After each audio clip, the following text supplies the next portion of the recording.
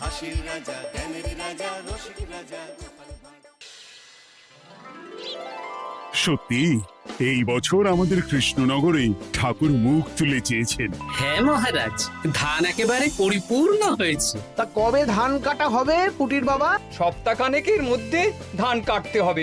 বেশ বেশ, তাহলে তো ভালোই হলো। এই মাসের শেষের দিকেই তো নবাব বাহাদুরকে শস্যের খাজনা পাঠানোর কথা। হ্যাঁ মহারাজ, এবারে নবাব বাহাদুর খুশি হবে। ঠিক বলেছ গোপাল।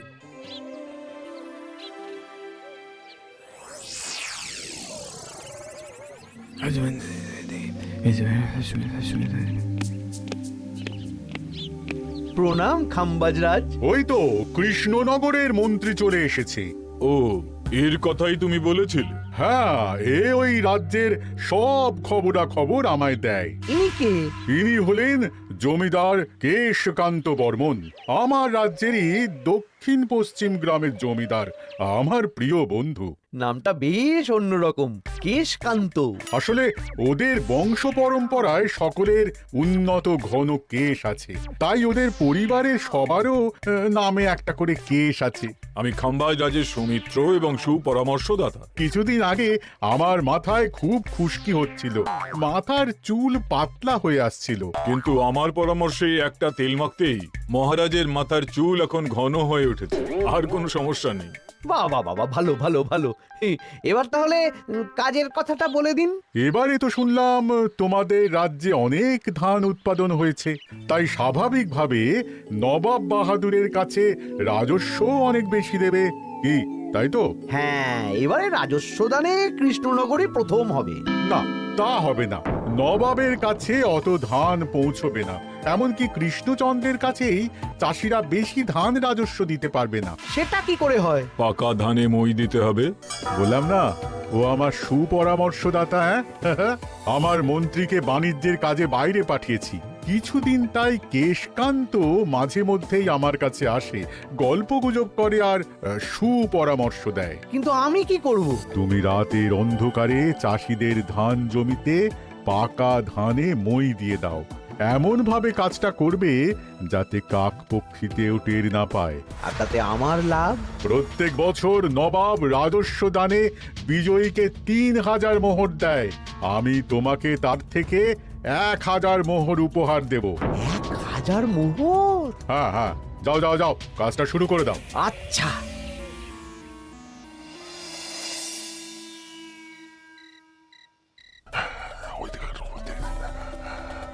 তাহলে আর দেরি কেন, মন্ত্রী মশাই কথা মতো কাজ শুরু কর। হ্যাঁ চল।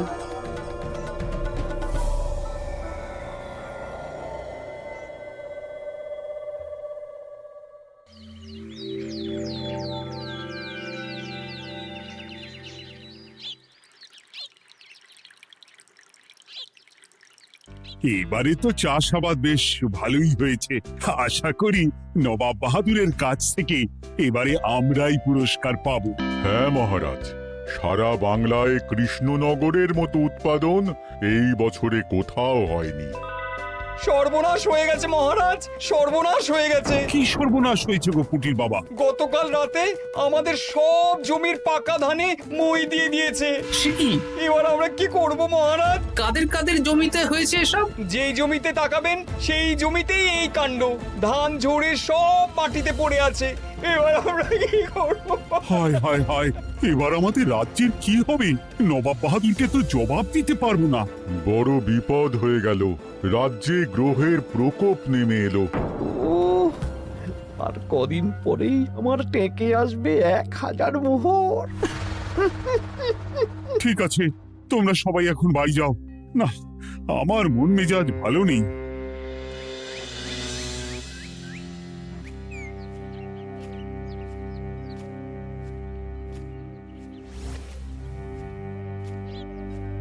ওগো, তুমি শুনেছো কি হয়েছে? পুটির মা হাউ হাউ করে কাঁদছিল গো। হ্যাঁ গিন্নি, পুটির বাবা কয়েকজন চাষি ভাইদের নিয়ে রাজসভায় এসেছিল। শুনলাম রাতারাতি কে বা কারা চাষ জমিতে পাকা ধানে মই দিয়েছে। কত বড় সর্বনাশ হয়ে গেল বলো, কি হবে গো?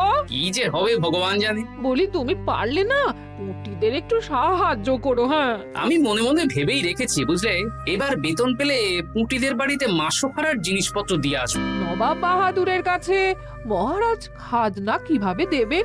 সেটাই তো বুঝতে পারছি না। আপনি এত চিন্তা করবেন না। রাজবাড়ির ভাড়ার থেকে আপাতত কিছু বস্তা ধান পাঠানোর ব্যবস্থা করুন।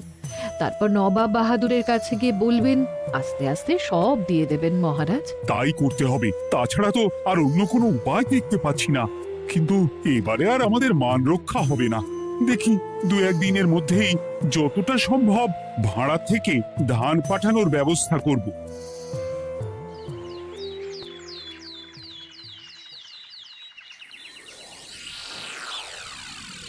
এই বছর 10,000 বস্তা ধান রাজস্ব এসেছে খাম্বাজ রাজ্য থেকে, 7,000 বস্তা ধান এসেছে বর্ধমান রাজ্য থেকে, আর মাত্র 100 বস্তা এসেছে কৃষ্ণনগর থেকে। তাই এই বছরের বিজয়ী রাজ্য হচ্ছে খাম্বাজ রাজ্য। খাম্বাজ রাজ্যের রাজার হাতে 3,000 মোহর উপহার হিসেবে তুলে দিচ্ছেন। আর কৃষ্ণচন্দ্র, তোমার রাজ্যের এরকম হাল কেন? এবারে আমাদের সমস্ত রাজ্যের পাকা ধানে কেউ বা কারা মই দিয়ে দিয়েছে। সেসব তোমার মাথা ব্যথা। আমার ধান কোথায়? 100 বস্তা ধান রাজস্ব, কম করে 800 বস্তা ধান রাজস্ব দেওয়ার কথা, কিন্তু তুমি তোমার কথার খেলাপ করেছো। এই বছর আমি নিরুপায় জাহাপানা। আমিও নিরুপায়। হয় তুমি আগামী 1 সপ্তাহের মধ্যে আমাকে 5,000 মোহর দেবে, নইলে কৃষ্ণনগরের সিংহাসন থেকে সরে যাবে। এত বড় শাস্তি দেবেন না নবাব বাহাদুর, আপনি অন্তত মাস 6 সময় দিন, আবার ধান চাষ করিয়ে আপনাকে প্রাপ্য ধান দেওয়া হবে। বেশি কথা বলছো কৃষ্ণচন্দ্র, তুমি 5,000 নয় 6,000 মোহর 1 সপ্তাহের মধ্যে দেবে। বেটা গোপাল বেশি পাকা, অত কথা বলতে কে বলেছিল? গোপাল, এটা তুমি কি করলে? হায় হায় হায়! সর্বনাশের সময় যখন ঘনিয়ে আসে, তখন বিপদের ওপর বিপদ এভাবেই আসে। আমার পাওনা। আরে এখন না, তোমাকে পাঠিয়ে দেব। ওই দেখুন, খাম্বাজ রাজের সাথে কথা বলছে। এখন বেশি কথা বললে কৃষ্ণচন্দ্র আর গোপাল সন্দেহ করবে। চলুন তো দেখি ওখানে গিয়ে কি কথা বলছে। কি কথা বলছো মন্ত্রী? মন্ত্রী আমায় বিজয় অভিনন্দন জানাচ্ছিল।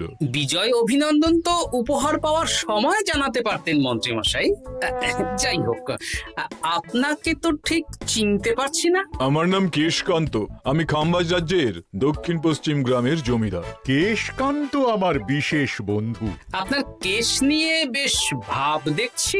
হ্যাঁ, ওই কদিন আগে তো খাম্বাজ রাজের মাথার চুল পাতলা হয়ে আসছিল, খুশকি হচ্ছিল আর কি। তো ওনার পরামর্শে একটা তেল মেখেই তো খাম্বাজ রাজের আবার ঘন কালো চুল ফিরে এসেছে। কেশকান্ত জমিদার হতে পারে, কিন্তু ওর অর্থনৈতিক অবস্থা তাবর রাজাদের থেকে অনেক ভালো। কয়েক হাজার বিঘা জমির মালিকও, তার সাথে চুলের তেলের ব্যবসা করেও হাজার হাজার মোহর রোজগার করে। এই, এখন চুল নিয়ে চুলোচুলি না করে চলো কৃষ্ণনগরে ফিরি। এমনিতেই মন মেজাজ খারাপ, 1 সপ্তাহের মধ্যে আবার 6,000 মোহর জোগাড় করতে হবে। হ্যাঁ, চলুন চলুন।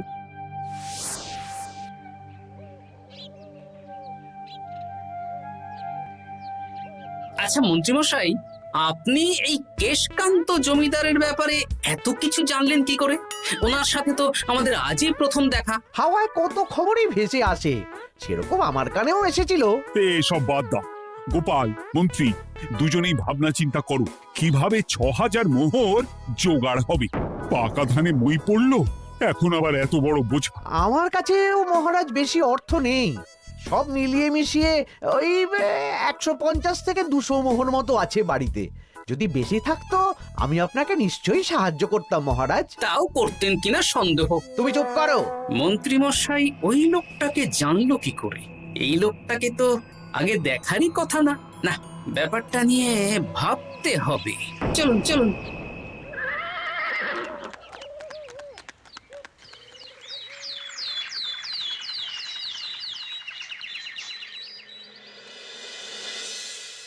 বুঝলে গিন্নি, 1 সপ্তাহের মধ্যে মহারাজকে 6000 মোহর জোগাড় করতেই হবে, নইলে সিংহাসন ছাড়তে হবে।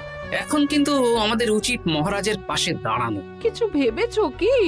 আপাতত আমার বিয়েতে পাওয়া আংটি বন্ধক রাখবো, আর তুমি যদি হ্যাঁ হ্যাঁ, আমার যে দুটো গয়নাগাটি আছে ওগুলো বন্ধক রাখো, পরে আস্তে আস্তে ছাড়িয়ে নেবো খন।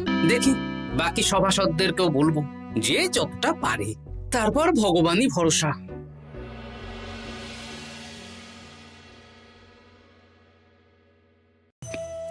আপনি এত চিন্তা করবেন না মহারাজ। চিন্তা না করে কি আর কোনো উপায় আছে? সিন্ধুকে যা আছে তা দিয়ে 3000 মোহর হয়ে যাবে, কিন্তু তারপর আর কি করব? এবার কি নিরুপায় হয়ে জায়গা জমি বিক্রি করতে হবে? কিছু একটা করতেই হবে। আপনি গোপালকে একবার বলে দেখুন, প্রত্যেকবার যখনই বিপদে পড়েছেন তখন গোপালই আপনাকে বাঁচিয়েছে। দেখি আগামীকাল রাজসভা শুরু হওয়ার আগে গোপালের সাথে ব্যাপারটা নিয়ে আলোচনা করব।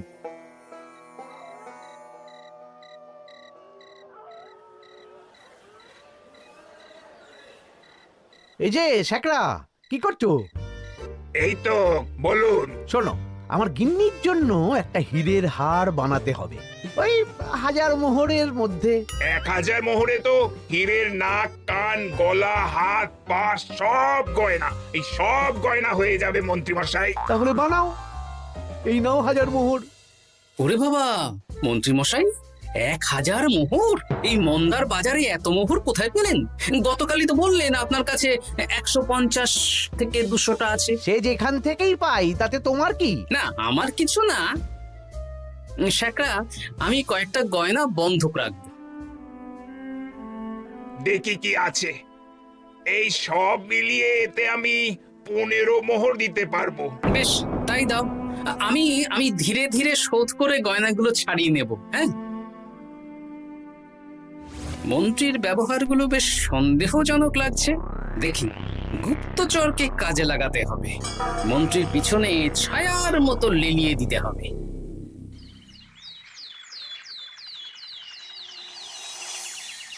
মহারাজ, আমি চেষ্টা করছি আপনার এই মোহর কিভাবে জোগাড় করা যায়, আপ্রাণ চেষ্টা করছি। দেখো, আমি 3000 মোহর পারবো, কিন্তু তার বেশি হলে জায়গা জমি বেচতে হবে, হাতে যে বেশি দিন সময়ও নেই। আচ্ছা মহারাজ, দেখছি। তবে মন্ত্রীমশাই চাইলেই আপনাকে 1000 মোহর দিয়ে সাহায্য করতে পারতেন, কিন্তু উনি তা না দিয়ে ওনার গিন্নির গয়না বানাচ্ছেন, হীরের গয়না। কি মন্ত্রী তো কালকেই বলল ওর কাছে 150 থেকে 200 মোহর আছে মাত্র, 1000 মোহর কোথা থেকে পেল? সে উনিই জানেন, তবে তার খবর খুব তাড়াতাড়ি আশা করি পেয়ে যাব মহারাজ।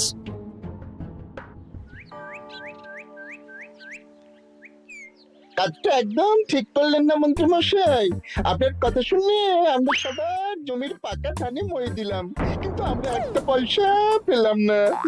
আপনি যে এই কাজ করার জন্য খাম্বাজ রাজার কাছ থেকে ওই 1000 মোহর উপহার পেলেন, সেটা দিয়ে গিন্নির গয়না বানাতে দিলেন, কিন্তু আমাদের বেলায় লবডঙ্কা। আরে তোদেরকেও দেবো, একটু সবুর কর, আগে গিন্নির মাথাটা ঠান্ডা করি। না না, আমাদের এক্ষুনি চাই। আরে এক্ষুনি কি করে দেবো, আমার হাত খালি। আচ্ছা আচ্ছা, ঠিক আছে, এই নে 2 মোহর ধর, 2 ভাই ভাগ করে নি, পরে আরো দেবো। এটা কিন্তু ঠিক না। এসব আলোচনা খোলামেলা জায়গায় করা উচিত না। উফ, পরে তোদের সাথে কথা বলবো, এখন যেতে দে, বাজার করব, তারপর আবার রাজসভা আছে।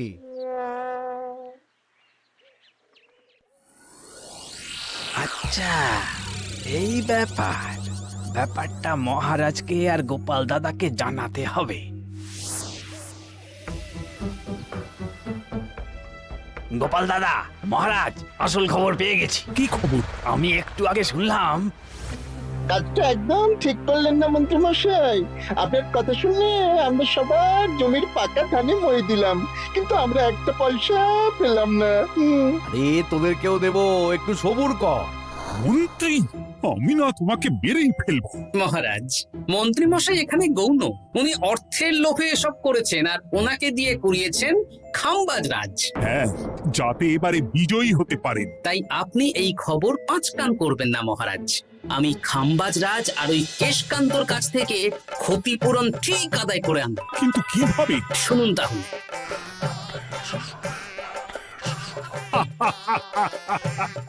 দারুণ বুদ্ধি।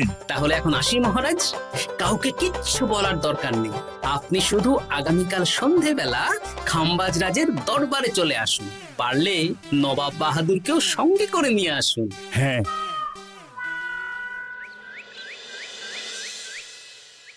প্রণাম খাম্বাজ রাজ। কে আপনি? আমি হতাশ রঞ্জন, পশ্চিমে থাকি। কি চাই বলুন? কিছু চাই না, তবে একটা কথা শুনলাম তাই বলতে এলাম। কি কথা? আমি শুনলাম মহারাজ আপনার মাথার চুলগুলো সব নকল। আমার এত সুন্দর চুল সব নকল? ফাজলামো হচ্ছে। আমি যদি প্রমাণ করে দিই আপনার চুল নকল, তাহলে কি? তাহলে আপনি আমাকে 100 মোহর দেবেন, আর প্রমাণ না করতে পারলে আমি আপনাকে 100 মোহর দেব। বেশ, দেখো, এক্ষুনি দেখো, আমারই তো 100 মোহর লাভ হবে। এখন না, এখন না, আজ সন্ধেবেলায়। বেশ বেশ, তখনই এসো। এবারে জমিদার কেশকান্তর বাড়ি যেতে হবে।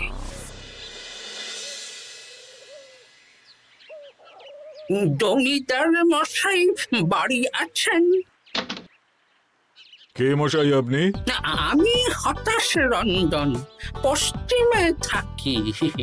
আমি বিশাল ক্ষমতাশালী লোক। কিসের ক্ষমতা? আমি রাজরাজাদের মারধর করি, চুল ধরে টানি, শাস্তি দিই। এসব কি উল্টোপাল্টা বলছেন? খাম্বাজ রাজ আপনার বন্ধু না? হ্যাঁ, প্রিয় বন্ধু। ওনাকেও আমি আপনার সামনে চুল ধরে টানবো, কিন্তু উনি কিচ্ছু করতে পারবেন না। উনি আপনাকে শুলে চড়াবেন। কিছুই করতে পারবেন না, বললাম না আমি বিশাল ক্ষমতাশালী লোক।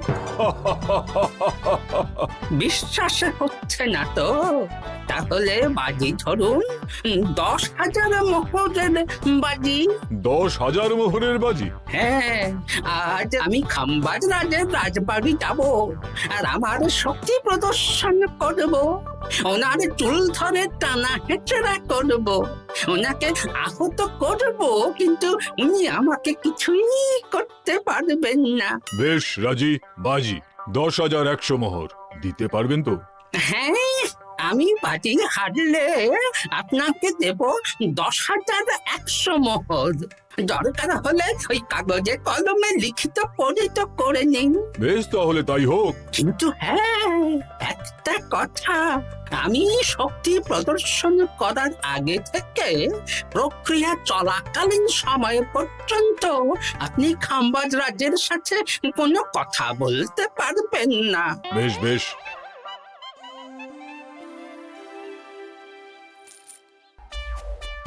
তাহলে শুরু করি? শুরু করো।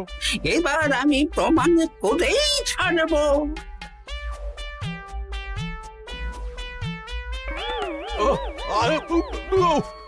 লাগছে লাগছে, বাবারে, লাগছে এই সেরেছে। লাগছে, এ তো সত্যি সত্যি চুল ধরে টানছে। লাগছে লাগছে, বাবারে, বাবা। ওরে বাবা রে বাবা, কি শক্ত! এ কি, খাম্বাজরাজ কিছুই তো বলছেন না? তাহলে কি আমি হেরে গেলাম? না না খাম্বাজ রাজ, আমার ধারণা ভুল, যা শুনেছি তাও ভুল। এবার বিশ্বাস হলো তো? দাও দাও, এবারে 100 মোহর দাও। দিন কেশকান্ত মশাই, আমাকে 10,100 মোহর দিন। এ কি, ও তোমাকে 10,100 মোহর কেন দেবে? ওনার সাথেও তো বাজি ধরেছিলাম। কি বাজি? আপনার এখান থেকে বেরিয়ে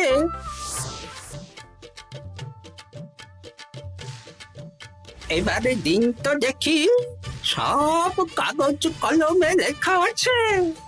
এই নাও। হায় হায় হায় হায়। সাবাস গোপাল, সাবাস, তুমি আমার মুখ রক্ষা করেছো। গোপাল, কৃষ্ণচন্দ্র, নবাব বাহাদুর, আপনারা?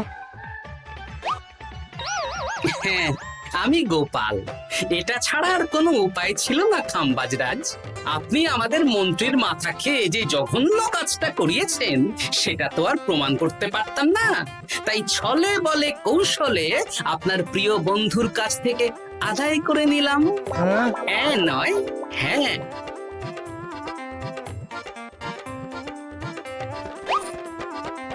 এই নিন মহারাজ। এতে কত মোহর আছে? 10,100 মোহর।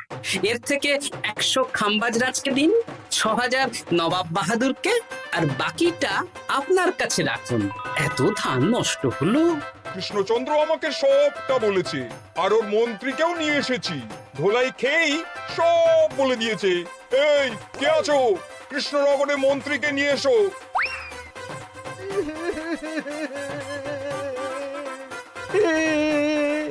মার খেয়ে আমি সব বলে দিয়েছি খাম্বাজ রাজ। উদ্ধার করে তো জাহাপানা, আমাকে ক্ষমা করে দিন।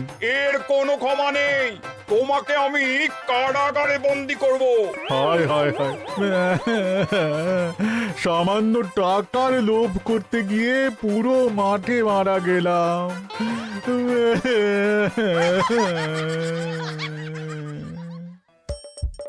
হাসির রাজা জ্ঞানের রাজা রসিক রাজা